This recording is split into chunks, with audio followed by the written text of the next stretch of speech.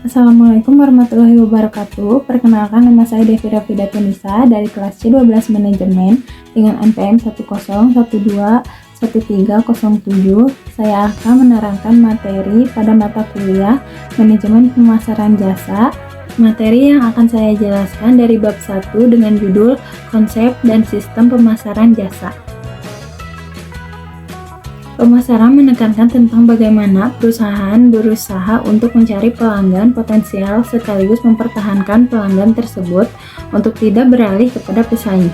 Sedangkan penjualan merupakan upaya perusahaan untuk menaikkan jumlah barang yang akan dijual atau jasa yang akan digunakan oleh konsumen.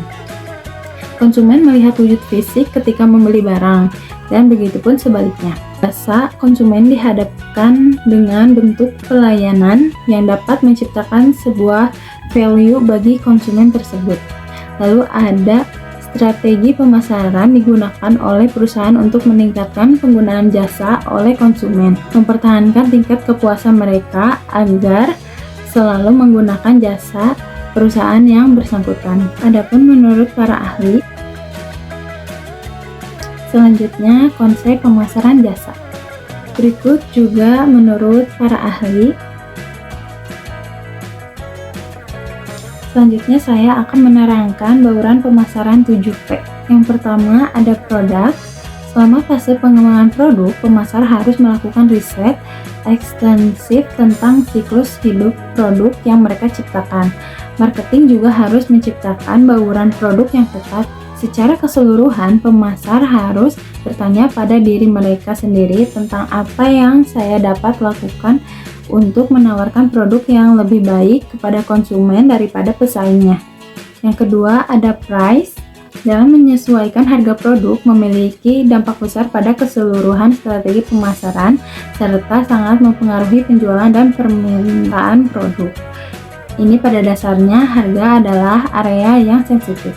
Saat menetapkan harga produk, Anda harus mempertimbangkan nilai yang dipersepsikan untuk setiap produk yang Anda tawarkan. Ada 3 strategi penetapan harga utama, dan ini pertama ada penetapan harga pasar, kedua ada harga skimming pasar, dan ketiga ada harga netral. Berikutnya, place. Anda harus memposisikan dan mendistribusikan produk di tempat yang dapat diakses oleh calon pembeli. Anda harus mempunyai pemahaman mendalam tentang target pasar Anda. Pahami mereka dari dalam, dan Anda akan menemukan saluran penentuan posisi dan distribusi yang paling efisien yang langsung berinteraksi dengan target pasar Anda. Ada banyak strategi distribusi, termasuk ada distribusi intensif, eksklusif, selektif, sama ada waralaba. Berikutnya ada promotion. Promosi terdiri dari berbagai elemen. Yang pertama ada organisasi penjualan, yang ketiga hubungan masyarakat, dan yang ketiga iklan. Selanjutnya ada pemasaran. Pemasaran dengan metode word of mouth juga bisa beredar di internet, dan hal ini memiliki potensi untuk menjadi salah satu aset paling berharga yang Anda miliki dalam meningkatkan laba Anda melalui interaksi melalui online. Berikutnya ada people. Penting untuk merekrut dan melatih orang yang tepat untuk memberikan layanan superior kepada klien.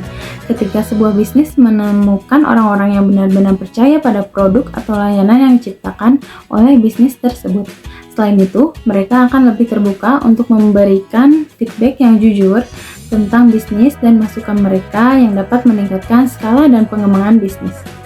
Berikutnya ada proses. Anda harus memastikan bahwa Anda memiliki proses yang dirancang khusus untuk meminimalkan biaya pengeluaran dan memaksimalkan keuntungan. Berikutnya ada pembuktian. Dalam industri jasa harus ada pembuktian bahwa pelayanan itu sudah banyak dipakai, yang disebut sebagai testimoni dari konsumen yang sudah pernah memakai jasa Anda. Selain itu, pembuktian juga berkaitan dengan bagaimana sebuah bisnis dan produknya dirasakan di pasar. Dalam pikiran Anda tahu persis kehadiran mereka di pasar mereka masing-masing, karena mereka umumnya pemimpin pasar dan telah mendapatkan pembuktian baik bukti fisik serta bukti psikologis dalam pemasaran mereka. Selanjutnya, saya akan menjelaskan sistem pemasaran jasa. Berikut gambaran strategi pemasaran jasa.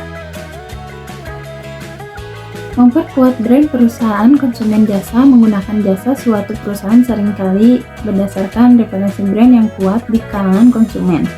Mereka meyakini bahwa perusahaan dengan branding yang kuat memiliki kualitas pelayanan yang lebih baik dan dapat diandalkan. Dengan memiliki brand yang lebih baik, maka sebuah perusahaan dapat lebih mudah keluar dari persaingan harga sehingga perusahaan dapat menetapkan harga tinggi dan tetap mendapat atensi dari konsumen dari segi kualitas pelayanan. Mengenali pelanggan. Dengan mengenali karakteristik pelanggan, maka perusahaan memiliki kelebihan untuk memahami target pasar.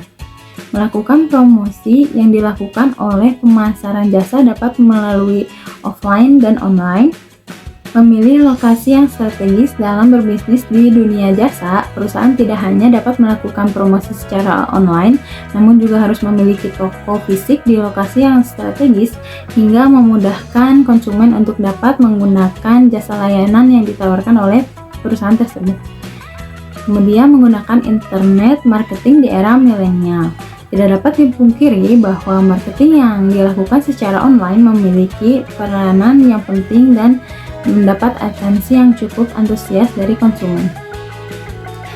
Menerapkan SEO dan SEM, salah satu upaya yang dapat dilakukan untuk meningkatkan traffic pengunjung website Anda adalah dengan menerapkan SEO. Ketika website Anda berhasil mendapatkan banyak kunjungan, maka penghasilan yang bisa Anda peroleh pun semakin berlipat ganda. Penerapan SEM juga merupakan cara yang dapat digunakan untuk meningkatkan traffic pengunjung web yang lebih berujuk pada optimasi mesin pencarian dengan cara memasangkan iklan. Dan terakhir, meningkatkan kualitas layanan jasa strategis yang dilakukan pengusahaan jasa untuk mendapatkan pelanggan harus dilakukan secara kontinu dan konsisten. Berikut yang bisa saya jelaskan, mohon maaf jika ada yang kurang mengerti, di komen. Mungkin segitu saja yang bisa saya sampaikan, kurang lebihnya mohon maaf.